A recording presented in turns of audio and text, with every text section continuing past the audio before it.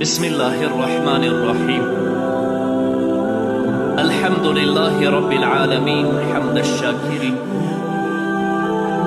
الصلاة والسلام على سيد الأنبياء والمرسلين سيدنا ونبينا وشفيعنا ومولانا محمد وعلى آله وأصحابه الطيبين الطاهرين. قدرمنو اوریدونکو د ژوند د لارې د خپرونې مینوالو، السلام علیکم ورحمت الله وبرکاتو. ستاسو روغتیا او خوشحالي د پاک رب نه غواړم، په دې هیله چې د صحت او عافیت جامې پر تن ولرئ او خوشحالي مو په برخه وي. دا دی زه محمد یاسین فهیم د ژوند د لارې د خپرونې په وړاندې کولو کې ستاسو په خدمت کې یم. زموږ د نن ورځې د خپرونې موضوع بیا هم له مرګه وروسته دویمه نړۍ. درنو اورېدونکو، که موږ او تاسې د نبي کریم صلی الله علیه وسلم په صحیحو احادیثو کې فکر وکړو، نو دا معلومات لاسته راځي چې د حوض پلنوالی د یوې میاشتې د مزل په اندازه دی او اوږدوالی هم همدومره دی. نو د دې څخه معلومیږي چې دواړه لورې یو شان دي، یعنې پلنوالی هم د یوې میاشتې د مزل په اندازه دی او اوږدوالی هم د یوې میاشتې د مزل په اندازه دی. د بخاري او د مسلم حدیث دی. نبی کریم صلی الله علیه وسلم فرمایي زما حوض د یوې میاشتې د مزل په اندازه پراخ دی او غاړې سره یو شان دي. مسیرت شهر معنا دا ده چې د یوې غاړې نه تر بلې غاړې پورې مسافه د یوې میاشتې د مزل په اندازه ده. د قیامت په ورځ به مؤمنان حوض ته ورځي او له هغې څخه به څښل کوي او ګیلاسونه به دومره ډیر وي چې دوی به پرې ټیل نه کوي، یعنی هر چاته ګیلاس رسیږي. دا نه چې ټیل ماټیل شروع شي او هر یو د ګیلاس اخیستلو هڅه وکړي. د مسلم حدیث دی. نبی کریم صلی الله علیه وسلم فرمایي په دې حوض کې به د سرو او سپینو زرو ګیلاسونه وي چې د آسمان د ستورو د شمیر په کچه به وي او یا به له دې نه هم زیات وي. او د دې حوض اوبه د جنت څخه سرچینه اخلي چې د کوثر نهر هم ورته رابهیږي، لکه چې نبي کریم صلی الله علیه وسلم فرمایي، د مسلم حدیث دی، دې حوض ته د جنت دوه ناوې رابهیږي.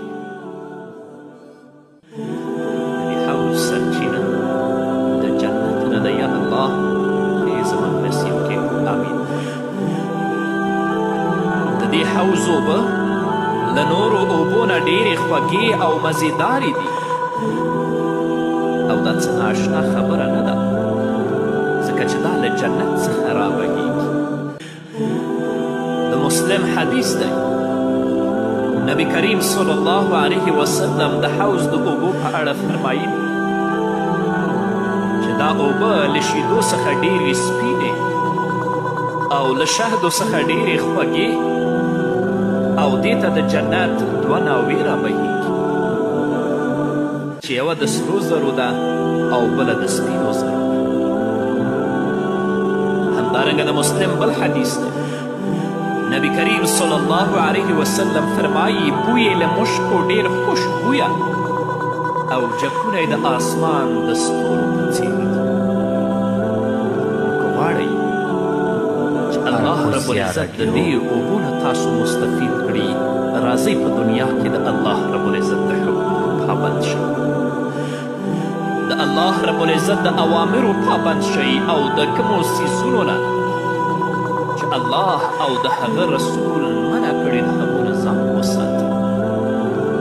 په ځانګړې توګه د روژې په دې مبارکه میاشت کې، ځکه دا هغه میاشت ده چې دې کې الله رب العزت خپل مسلمانان بندگان روژتیان په خپل رحمت او مغفرت کې رانغاړي او هغوی د جهنم د اور نه خلاصوي جنت کې داخلوي. د روژې آداب وپېژنئ، په سمه توګه باندې روژه ونیسئ. الله ته په دې مبارکه میاشت کې د تضرع او د عاجزي لاسونه پورته کړئ. امید ده چې الله رب العزت موږ ته بښنه وکړي او الله رب العزت مو د حوض کوثر په اوبو باندې خړوبه کړي. او دا داسې اوبه دي چې یو ځل څکلې د تل لپاره تنده ختموي. څوک چې له دې اوبو څخه یو ځل څکل وکړي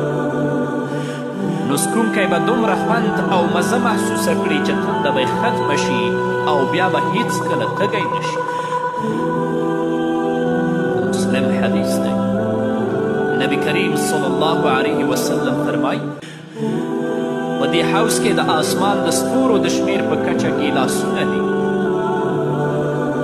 او څوک چې ورته ورغی او اوبه یې ترې وڅښلې نو بیا به هیڅکله تږی نه شي.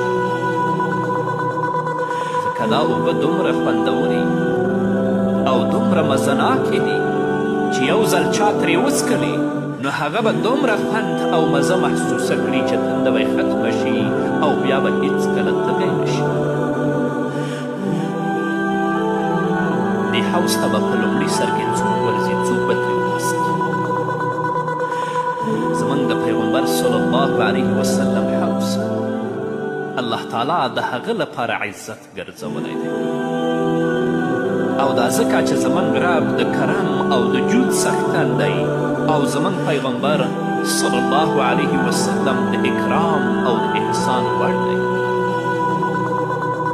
هر کله چې د مؤمن ایمان او تصدیق زیات وي او د خیر لپاره یې ډېر لګښت کړی وي نو له حوض څخه به تر ټولو لومړی څکل کوي او تر ټولو خلکو لومړی څکل به هغه فقیران مهاجرین کوي چې خپل روحونه یې د الله رب العزت لپاره خرج کړي دي، وینې یې تویې کړي دي او خپل مالونه یې د الله تعالی په لار کې لګولي دي. الله تعالی په خپل کلام کې په سورة حشر کې 8 آیت کې د دوی داسې ستاینه کړې ده: للفقراء المهاجرین الذین اخرجوا من دیارهم واموالهم يبتغون فضلا من الله ورضوانه وينصرون الله ورسوله أولئك هم الصادقون. لپاره د هغه غریبو مهاجرینو چې له خپلو کورونو او مالونو راویستل شوي دي، د الله تعالی له لورې فضل او د هغه رضا لټوي او د الله تعالی او د هغه رسول مرسته کوي، د همدې صفاتو خاوندان همدوی ریښتوني دي. اولئک هم الصادقون. هغو مهاجرین چې د الله رب العزت د دین د اوچتوالي لپاره په مکې مکرمه کې سخت تکلیفونه او زحمتونه وګالل او د مشرکینو لخوا هغوی ته قسمه تعذیبونه او تکلیفونه ورکول کېدل او بیا یې چې کله مدینې منورې ته هجرت وکړ نو د دوی مالونه او د دوی کورونه ټول په مکې مکرمه کې پاتې شو. الله رب العزت د دوی ستاینه کوي: یبتغون فضلا من الله ورضوانا وینصرون الله ورسوله اولئک هم الصادقون. دا به هغه کسان چې د قیامت په ورځ به الله رب العزت لومړی په دوی باندې د کوثر او د حوض وبسي. په مهاجرینو کې تر ټولو لومړی ابوبکر، عمر، عثمان او علی رضی الله تعالی عنهم دي او بیا د دوی نه وروسته نور صحابه کرام، لکه چې نبي کریم صلی الله علیه وسلم فرمایي، د ترمذي حدیث دی: د حوض د ګیلاسونو شمیر د ستورو په کچه دی. چا چې ترې یو ځل څکل وکړي نو بیا به هیڅکله تږی نه شي. تر ټولو لومړي ورتلونکي به فقیران مهاجرین وي چې سرونه یې به بر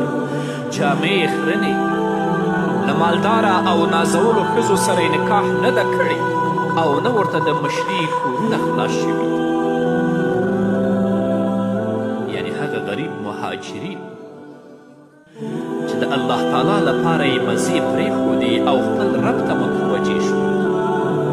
چې د فقر له امله یې ویښتان ببر او ګډوډ دي جامې یې زړې دي او ښځې هم غریبانې او کمزورې دي او د مالدارو په څیر کورونه یې هم نه دي نو دا هغه کسان دي چې د قیامت په ورځ به الله تعالی په دوی باندې د حوض نه په لومړي سر کې اوبه څښي همدارنګه د یمن خلک د زړونو په لحاظ ډېر نرم او پاسته دي دوی لومړی هغه خلک دي چې مصافحه یې را پیدا کړه یعنې په لاس ستړي مشي د یمن خلکو را پیدا کړه ځکه چې اخلاق یې ښه او طبیعتونه یې پاک ول نو دوی به حوض ته مخکې راځي او نبي کریم صلی الله علیه وسلم به ورته له نورو خلکو نه مخکې اوبه ورکوي مسلم حدیث دی نبي کریم صلی الله علیه وسلم فرمایي زه به د خپل حوض په خوا کې ولاړ یم چې د یمن والاو لپاره به نور خلک دیکه کوم په امسا به یې وهم تر دې چې اوبه ورباندې راکوي شي د نبي کریم صلی الله علیه وسلم په دې حدیث کې د یمنیانو فضیلت هم ذکر شوی او د حدیث معنا دا ده چې زه به نور خلک لرې کوم تر څو یمنیان راشي او اوبه ورباندې راتوی شي د خلکو لپاره ښه عمل دی ځکه چې هغوی په دنیا کې د اسلام ښه استقبالیه کړې وه نو نبي کریم صلی الله علیه وسلم ورته هلته د هغې بدله ورکوي نو هر څومره چې د انسان صلاح او ښېګڼه زیاتیږي نو هغومره به حوض ته هم مخکې ورځي او په دې امت کې تر ټولو ډیر صالح خلک د محمد رسول الله صلی الله علیه وسلم صحابه کرام او په هغوی کې تر ټولو ډیر صالحین خلفای راشدین او انصار به هم مخکې ورځي لکه چې نبي کریم صلی الله علیه وسلم فرمایي د بخاري او د مسلم حدیث دی بېشکه تاسې به زما نه وروسته له اسرت سره مخامخ شئ انصارو ته وایي نو صبر وکړئ تر دې چې ما سره په حوض کې مخامخ شي صورت معنا دا ده چې نور خلک به پر تاسې باندې غوره کولی شي او له تاسې مخکې به ورته عطیې ورکول کیږي سره له دې چې تاسې به یې حقدار یاست ځکه چې تاسې د اسلام لومړۍ مرسته کړې ده نو تاسې له امیرانو سره جګړې مه کوئ او مه شخړې راپاروئ بلکې صبر وکئ تر دې چې زما سره په حوض کې مخامخ او نبی کریم صلی الله علیه وسلم دا وضاحت کړی چې کم کسان له اسلام څخه زما د مرګ وروسته مرتد شو د قیامت په ورځ به د دوی حقیقت راښکاره شي او له حوض نه به وشړل شي د دې تفصیل او قدرمنو اوریدونکو بیا هم زموږ سلامونه ومنئ نبی کریم صلی الله علیه وسلم فرمایي کوم کسان چې مرتد شول نو د قیامت په ورځ به د دوی حقیقت راښکاره شي او له حوض نه به وشړل شي رسول الله صلی الله علیه وسلم فرمایي زه له تاسې نه حوض ته مخکې ځم او ستاسې انتظار به کوم ما ته به ځینې کسان راښکاره شي خو بیا به زما نه بل خوا ته بوتلی شي زه به ووایم ای زما ربه دا خو زما ملګري دي دا خو زما ملګري دي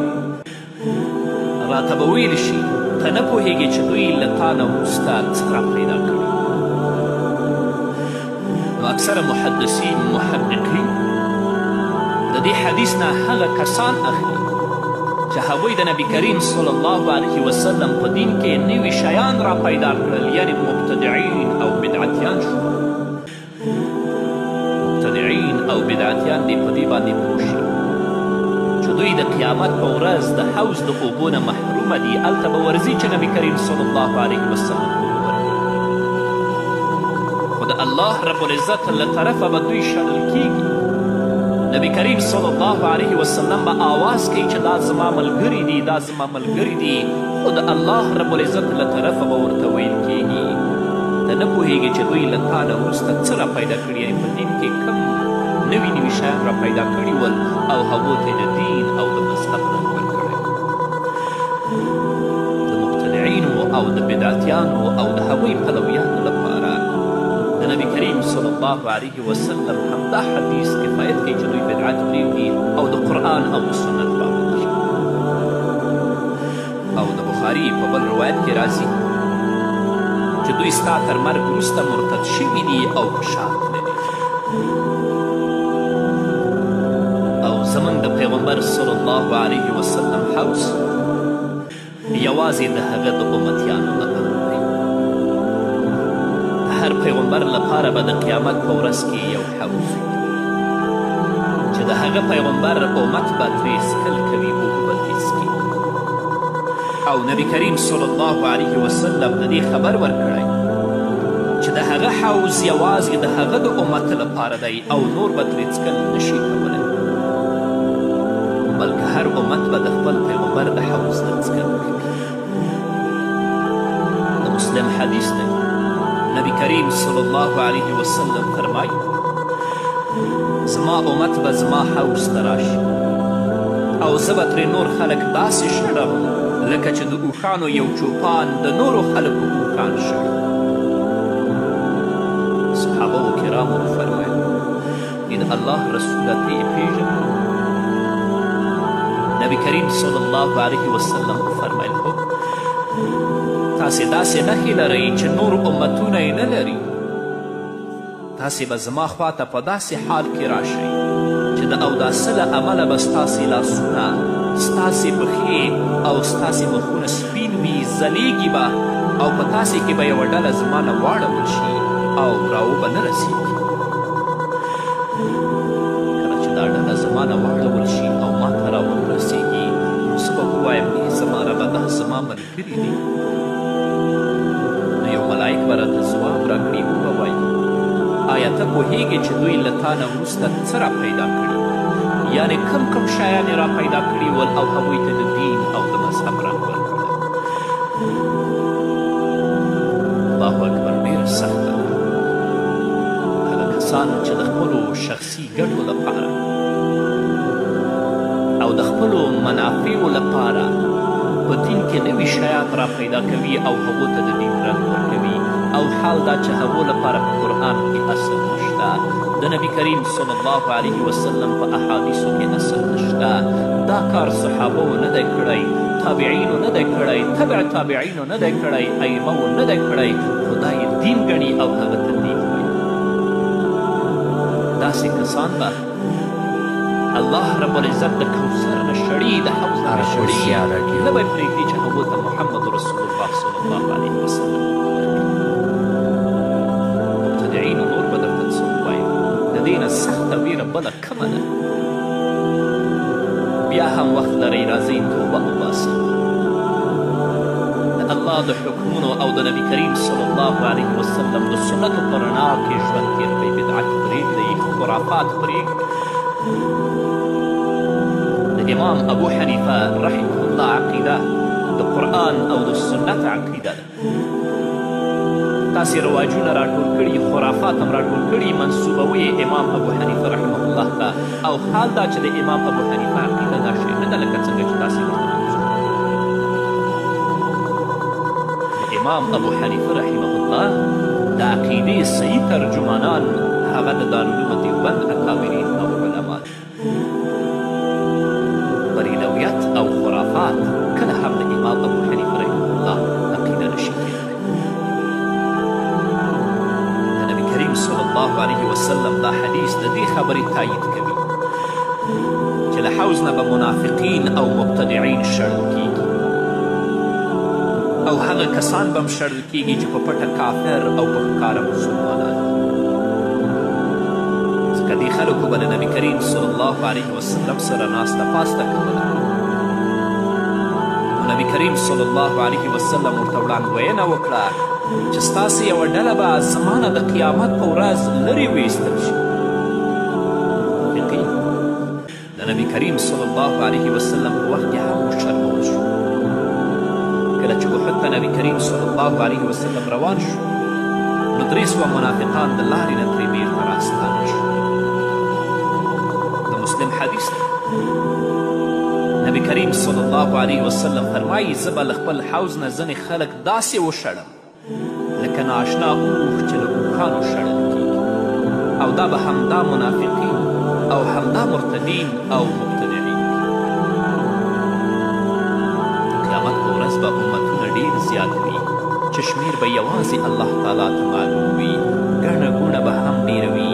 مصیبتونه به لوی لوی وي، او د نبی کریم صلی الله علیه وسلم د امت شمیر به د نورو امتونو په نسبت ډېر کم وي، او د قیامت د حالاتو او سختیو په منځ کې به بندگان